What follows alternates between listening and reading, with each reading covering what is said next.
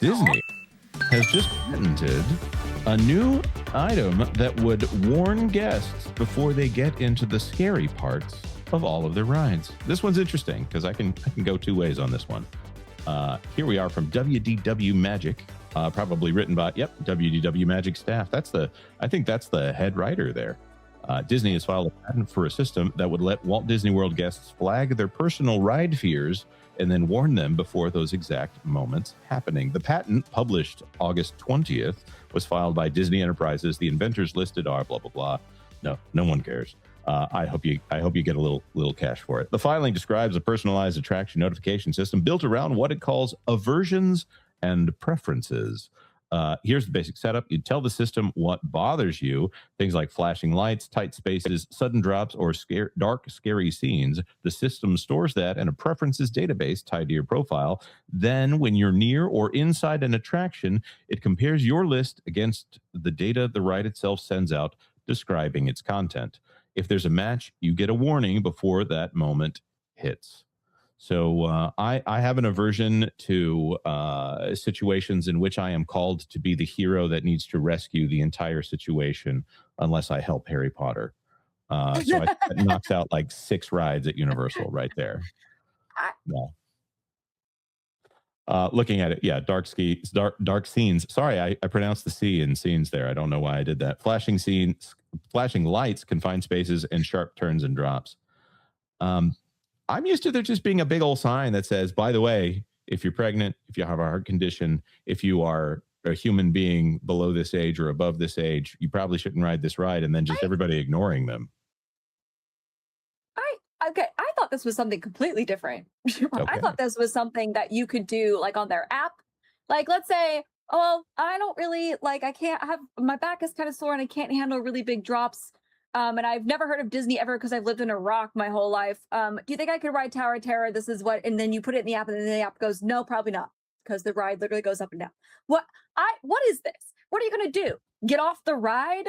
Hey, fun fact. What? Yeah, looking at this, but first of all, Disney is very tame compared to if you are the kind of person that's back can be wrenched, whose back can be wrenched.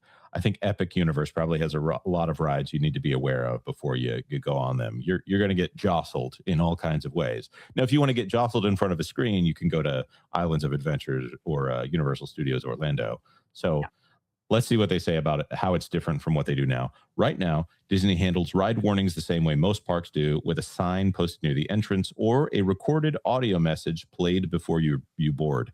I take the audio messages a lot more seriously than I do the boards, because the boards feel like it's so many bullet points that it just feels like they're covering themselves. Like when you order a trampoline online and they say, well, this trampoline, despite the fact that it's like 16 feet wide, legally, you would be ignoring our safety warnings if you get more than one person on there who weighs more than 100 pounds. Like, oh, okay. So essentially no one can use this trampoline unless you are a toddler, right? Yeah. A sign or audio track can only list so much before it becomes impractical to read or listen to in full. If every possible trigger were listed, guests would need to comb through a long list just to find out if their specific concern applies. The length can also discourage people from riding at all, even if only one item on a long list actually bothers them. There's also a maintenance problem. If every time a ride's effects change, a new concern gets identified, the sign or audio needs to be updated.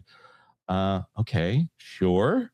So what they're saying it can do is it'll alert you if you're still deciding. There can be a real-time warning right before a specific scene. You are not going to have a phone on you. It's in a bag. Oh my God. Yeah, that doesn't work. That doesn't work. How does that work? This is funny. Somebody with me didn't know that the Tower of Terror was a drop ride, and they thought it was like a dark ride where you're just going through a haunted hotel. So when are they going to get that message? Right before the doors open and you see your life flash before your eyes. What are you going to do? Get off? What? They also don't stop the rides if you scream. Yeah. How in today's day, I could see this maybe before any sort of social media was a thing. Sure. Okay. Maybe you get like a little pamphlet. Sure. social media is a Disney has been around specifically for long enough now. Everybody knows the rides, everybody knows what they do, everybody knows the theme. And I'm sorry if you are not competent enough to understand that Tower of Terror means terrified, or Haunted Mansion. Somebody brought up the hanging guy, is a haunted mansion with ghosts who are, unalive. I can't help you. Well, yeah, and there's something to be said for being exposed to this stuff before you even know exactly what it is. Like the Yeah. number of times that I rode the Haunted Mansion, and I knew that there was a hanging guy up there, but I didn't really get the full implication of the idea that someone was hanged in the top of the area there, or you start out and there's the idea of the axe murdering wife, which Disney got a little too gleeful about over the years, to the point where it's like, whoa, whoa, what are we doing here, I love her y'all? wedding ring is embedded in the walkways. Yeah, like Anyway, like that. I feel like that's something where the boys club in the 1950s were like, yeah, let's have one instance of this character, and then all of a sudden Constance Hatchaway becomes like, I feel like there's some female imagineering head that was like, no, this is the most important character that we have ever created, ever. And I feel like that lady's husband needs to be warned. literally. I just like these rides, it's not like this is a brand new place that nobody has ever been to. There are multiple ride videos, first person point of views. There are TikTokers out there that go around. Anyway, if you have a trigger warning, here is your trigger warnings. Like, we're at the point where we're putting trigger warnings in front of books now because people need to know what they're getting into, even though the title of the book is like The Butcher at Barrington Bay. And you're like, could this be about a butcher in a bay that's butchering people? I don't know, just It's based off about the title. haggis. It's just about I, haggis. my head is, I'm tired. Yeah, there's a part of me that wishes that we could have a little bit of a feedback system, to where if it's okay, so let's say it's a cultural insensitivity warning, which is that's one end of this that people would probably look at and go, okay, who actually cares about cultural insensitivity? I've heard from a major theme park influencer that he just won't go on Enchanted Tiki Room, or into the Enchanted Tiki Room, which, by the way, that ride is awesome. It's not a ride, it's a show, it's an attraction. But I love the Enchanted Tiki Room, but he won't go in because he heard that one of his Polynesian friends finds it offensive. I Oh, don't well, know that his Polynesian friend actually finds it offensive, or if he's just saying that, oh, I'm going to be the white knight here for you, and say, I'm going to take the hit culturally and say, I'm not going to do that ride.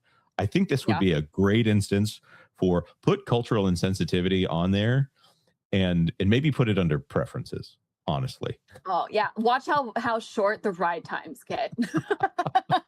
Oh man. We'll be breezing through all these rides. You'll be able to ride Tower of Terror 5 times in a row. It'll be great. Yeah, fine. Yeah, y'all get out. Now, okay, so if you're going to put me on a centrifuge, that's the one. If it's Mission Space and they're Oh, thinking about well, doing more rides like Mission, yeah, okay, click the button here. Whatever this ride is, I whatever the transforming effect of Mission Space is supposed to be, I don't feel that. I literally, the screen is not talking to me. My equilibrium is not being fooled. I just feel like there's a thing spinning me around and around as fast as possible. And my body feels that. And I don't feel the weightlessness, anything other than my lunch. I have never ridden Mission Space, and I never will. And you know what I didn't need to tell me that is an app, because I watched people getting off as I'm in line, Very watched people good getting off point. the ride, and I said, you know what, this is not for me. This is not for me. I don't think this is for me. And so I got out and had myself a coffee while waiting for my friends who came off the ride. Who looked like they had been unalived and brought back to life and then unalived again. They looked awful coming off the ride. And now they took the harder route, true too. So that's, but I've heard the easier route is also not that very easy. And I still to this day will not and have never ridden that ride. But I didn't need an app to tell me that. I didn't need it to alert me as I'm throwing up my lunch. Hey, by the way, you might throw up your lunch. I just watched everybody else get off the ride. Like, Yeah. 2 and 2 together, guys. Common sense. Yeah. I went on Mission. I had an annual pass at the time that Mission Space premiered, and so I went on that thinking, oh, this is Gary Sinise doing the narration, and it's Yes, I was riding that high of Apollo 13 and in American patriotism, and I actually was like, maybe I don't feel great. And then I started walking down the hallway off the ride, and I don't think it's the hallway that did it, but halfway through that hallway, I think my entire body just said, you know what? What if this entire hallway is actually sideways? And my body just leaned to the right heavy when I felt like I Yeah. didn't turn. So I think a nice coffee just sounds so much better than doing mission Yeah. space again. I Maybe I'm a weenie, but I got to hang out at the park the rest of the day. Everybody else had to go home and take a nap because they were not okay. And but I didn't need an app to tell me that. I just observed things around me. And one thing I observed was the 5 people I didn't know getting off looking very green. I was like, no, I'm good. Thank you so much. well, we'll see what comes of this and whether or not it's truly something that you can patent, and whether or not Universal probably needs this more than Disney does. Thanks for watching That Park Plays News. For more information, consider checking out www.thatparkplace.com. And don't forget to subscribe, share, like, and send this out on your favorite social media accounts.